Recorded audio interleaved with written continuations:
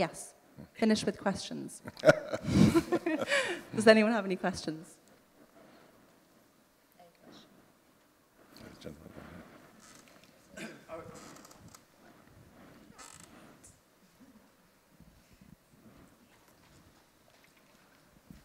I've enjoyed these contributions, but I'd be interested to hear what you think of the difference between the way in which poets react to the outside world, the way in which architects do. Because in a way, you can be a brilliant unpublished poet like Gerard Manley Hopkins or Emily Dickinson, whereas I'm not so sure. I suppose perhaps one parallel is the architects who don't manage to get their buildings built. But it's rather different from a poet who's not published.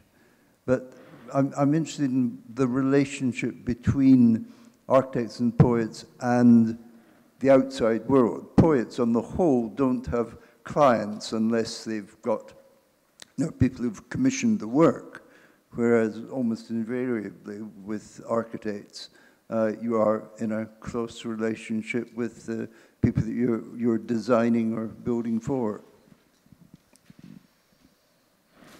Do you want to take that one? I suppose an unpublished poet is different from an architect who's built nothing. I think that they're fundamentally two different things. For me, I find the idea that I might sit down in a room or by a window and write a poem, I find it an almost impossible thing to conceive of. Because as an architect, I'm a figure who operates with what I would call resistance. In other words, I go out into the world and I encounter things which are not myself, and in the relationship between my ambitions and the things that I encounter, in a sense, I would almost say that I don't want, but they're necessary for me to make my work. Those are, whether they're regulations or clients or sites or whatever it is, there's a kind of an outward-facing aspect to it. And for me, invention and creativity comes at the moment of purchase between things that I can't control and belong to the world, and the kind of inner desire I have to create in my own terms. And when I teach architecture students, I think it must be really difficult, or I remember it being difficult, because in a sense, when you can make anything, what would you make? And the idea of sitting down in a room and writing out of the innocence of my own mind is something that gives me a kind of vertigo. So I think that perhaps that's the key difference. There's quite a tradition of architects going back quite a long way, who made designs or ideas or concepts with no intention of having them built. It was a way of satisfying their own exploration, I suspect. Or they had something to say. I mean, in more recent years, if you look at Archigram, didn't build anything. Of course, they would have liked to have built. Well, they are now, or the remaining ones are doing some, which is kind of interesting after all these years. To me, I think that it's all architecture, whether it's built or not. And often good architecture, or an architect is judged how good they are by if they built it. Well, that's no measure of whether it's a successful work or not. So a great poem is a great poem, even if no one else reads it.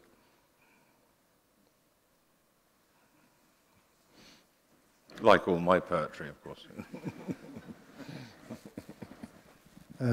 Thank you for that interesting discussion. I couldn't help but think of that expression during the presentations that writing about music is like dancing about architecture, which kind of implies there's a fundamental incommensurability about these different cultural forms. So I just wondered maybe if some of the speakers could be a bit more explicit about the relationship beyond talking about the poetics of architecture or the architecture of a poem, because it does seem to be that beyond the attempt of very rich architectural firms employing poets, or perhaps the illusions or delusions of architects to believe that they're still artists, that the relationship between the two seems to actually be quite wide. So actually, was that maybe part of the idea of the panel, actually, to actually show that there isn't actually a deep relationship, that these actually are two incommensurable forms, because they do seem to be actually quite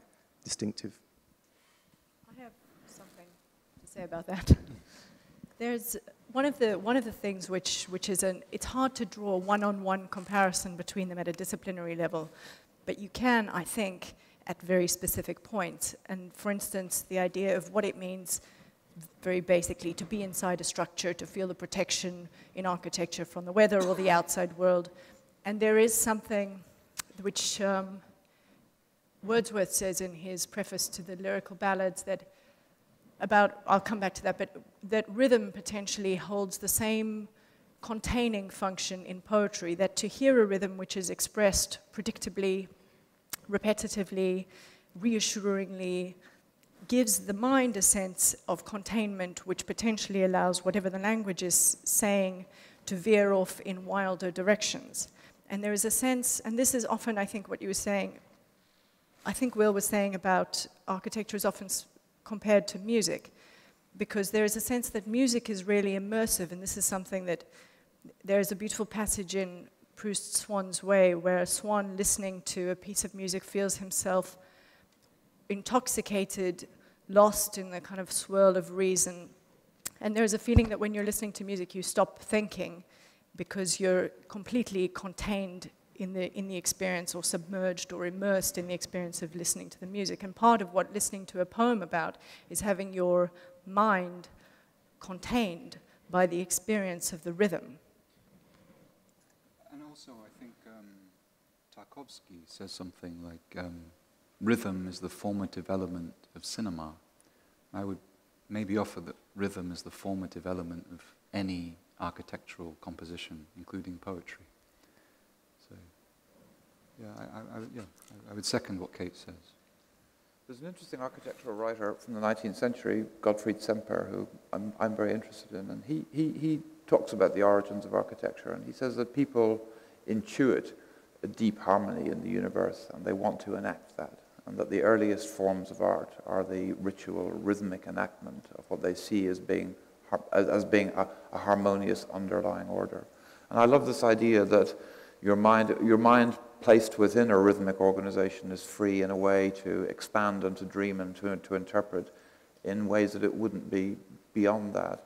But in Semper's idea that dance and drama are the things that come from that first, they're the first manifestations of it, and that architecture is a kind of a reification or a fixing of that in things like weaving and knotting and binding and creating and forming rhythmic structures.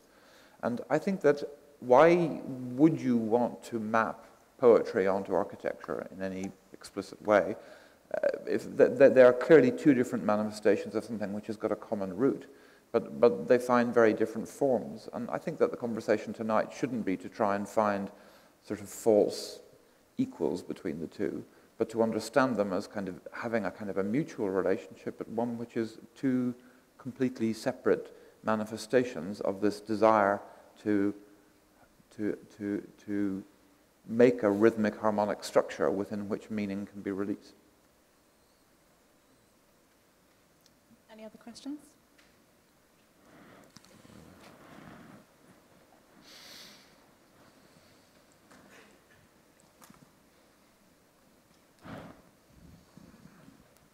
Hello. Could poetry, with its nuance and innuendo, facilitate better public engagement with the deceptive and sometimes hard to understand politics of landscape and architecture?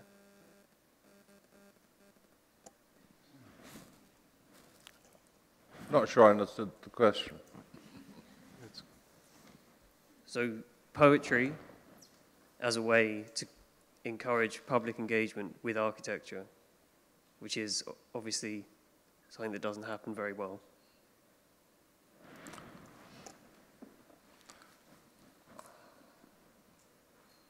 Well, you've stunned us into silence there. I can give you my my thoughts if you like. Yes, please do. That would be very helpful. I mean, I think the thing is with architecture itself, there's clearly a lot of money involved in it, in development, whether it's public or private. With the planning system, it's an imperfect one. And like a lot of our political systems at the moment, have cultivated a lot of disillusionment. So there's clearly a lot of rehabilitation that can be done to the benefit of architects and architecture and the built environment and the landscape in this country. Poetry is clearly a framework for understanding human experience and possibly a way of engaging people. Look at the turnout in this room, many of which aren't architects. So could poetry be a method for architects to hear the public in the design process? Could architects play a role, could poets play a role in... I would like to come back against that in some way, because I think that what you've done is you've put poetry in a protected enclave and you've left architecture out of it. So architecture is sort of dirty and sullied by its attachment to power and money and so on. But if we think about poetry as being an extension of broader uses of language, the way in which language is destroyed, vulgarized, and wrecked in the common politics of the world is probably not very different from the way in which building culture is destroyed, taken over and wrecked by power and politics and money and so on.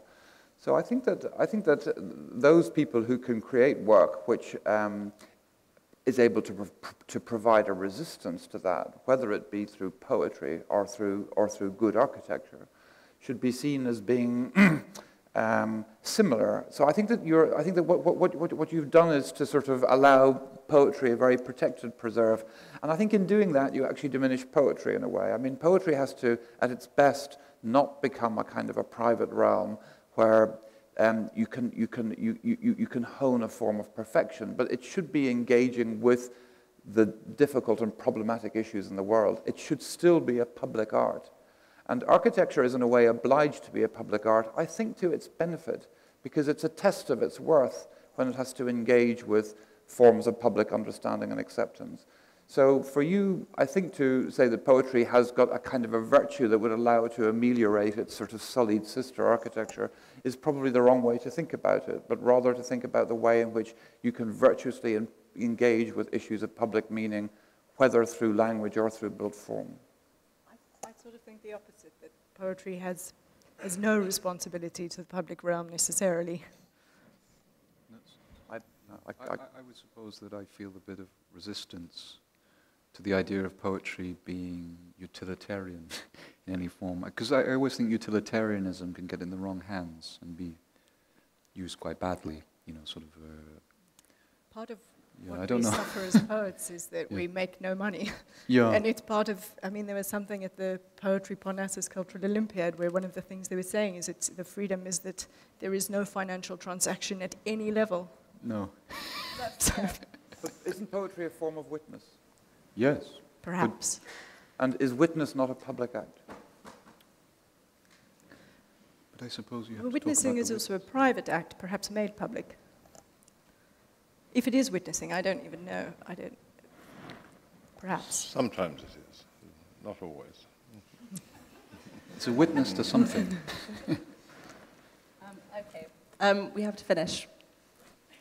But we're going to the pub. I'm going to the